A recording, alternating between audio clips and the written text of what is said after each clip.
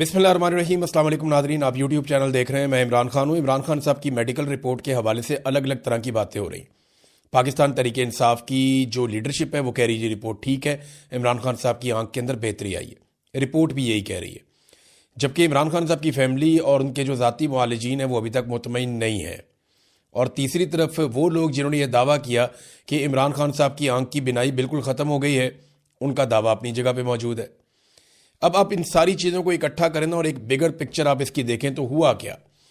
एक तो ये है कि पहले खबर आती है कि इमरान खान साहब की आंख ख़राब हो गई है, और इमरान खान साहब ये बताते हैं कि मैं अक्टूबर से इस बात की शिकायत कर रहा था, जनवरी में जाके इन्होंने सीरियस लिया और फिर यहाँ टेस्ट करने के बाद ये मुझे अस्पताल में लेकर गए, वहाँ पे मेरी आंख टेस्ट करवाई और आंख के अंदर इंजेक्शन लगाने के बाद बताया कि 15% आंख बची है और 85% आपकी बिनाई चली गई है।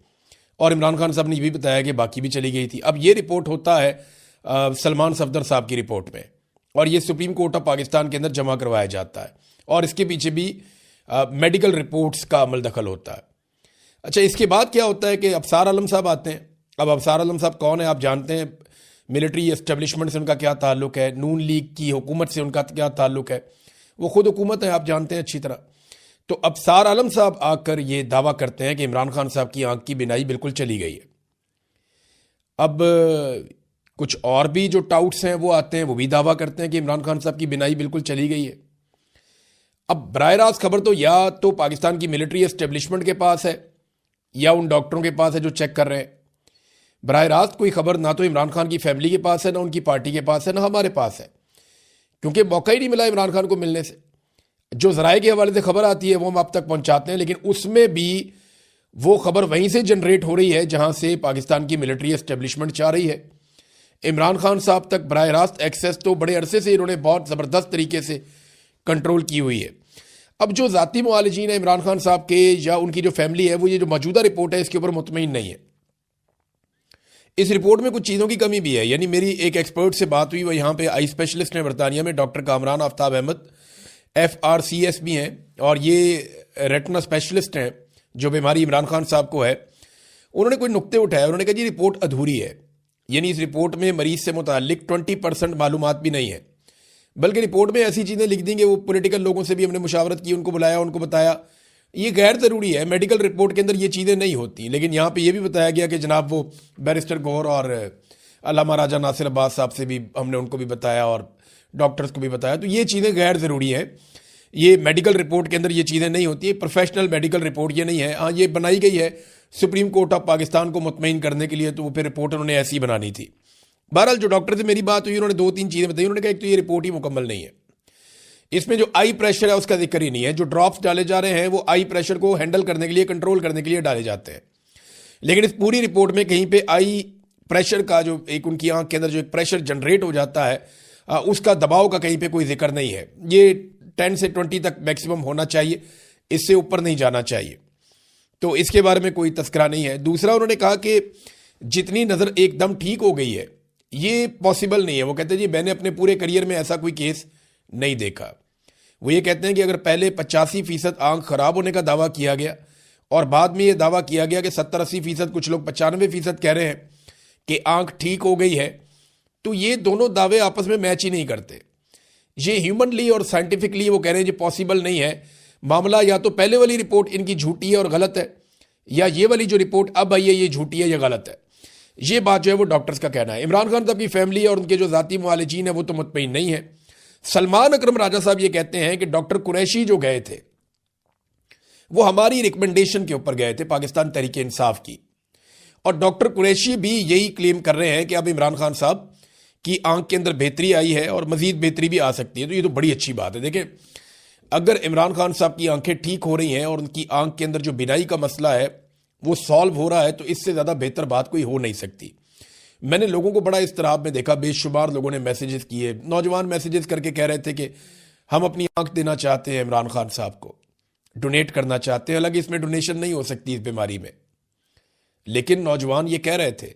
बेशुमार ख़वातीन और हज़रात के मैसेजेस आ रहे थे, वो दुआएं कर रहे थे। खाना काबा में लोग दुआएं कर रहे थे, लोग मस्जिद नबवी में दुआएं कर रहे थे, लोग अपने घरों में दुआएं कर रहे थे। लोगों ने बहुत दुआ की है इमरान खान साहब की आंख के लिए।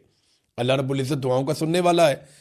लेकिन जो डॉक्टर मेरी बात हुई जिनसे, वो कहते हैं जी ऐसे नहीं है। अबसार आलम साहब ने देखें, वो एक तरफ वो ये कह रहे थे कि आंख खत्म हो गई है, और भी बहुत सारे लोग ये इस तरह की बातें कर रहे थे, बहुत वसूख से ये बात कर रहे थे। अब सवाल ये पैदा होता है कि ये जो लोग ये बातें कर रहे थे, क्या ये अफरा तफरी फैलाना चाहते थे? तो फिर तो अबसार आलम साहब पे मुकदमा दर्ज होना चाहिए कि जनाब आपने बिनाई खत्म कर दी, हालांकि ऐसी कोई सच्ची खबर मौजूद नहीं थी। ये उन्होंने कहा ना, और उन्होंने कहा कि बड़े बावसूख जराए से मैं कह रहा हूं। अब नवाज शरीफ के ये आदमी है, खास आदमी है, और एस्टेब्लिशमेंट दिन का जो ताल्लुक है वो सारी दुनिया अच्छी तरह जानती है। इमरान खान साहब की फैमिली आज के दिन में एक मौक़िफ़ देगी और वो पॉइंट ऑफ व्यू अपना सामने रखेगी कि इमरान खान साहब की आंख की सेहत के बारे में उनका क्या कहना है और उनका मुतालबा क्या है। अभी तक जो पार्टी मुतालबा कर रही है, बाकी लोग कर रहे हैं कि फैमिली की मौजूदगी में जो ज़ाती मुआलजीन हैं उनकी मौजूदगी में कुछ टेस्ट किए जाएँ और इमरान खान साहब के हवाले से उनको आज़ादाना टेस्ट करने दिए जाएँ ताकि कन्फर्मेशन हो जाए कि इमरान खान साहब की सेहत कैसी है। बहरहाल अब क्योंकि पूरा निज़ाम हुकूमत कंट्रोल कर रही है तो हुकूमत ही जानती है, लेकिन एक बात तो कंफर्म हो गई है कि इमरान खान साहब की आंख ख़राब ज़रूर हुई थी, और ये बात भी कंफर्म हो गई है कि ये जो आंख ख़राब हुई है ये हुकूमत और पाकिस्तान की मिलिट्री एस्टेब्लिशमेंट की मिली भगत से ख़राब हुई है।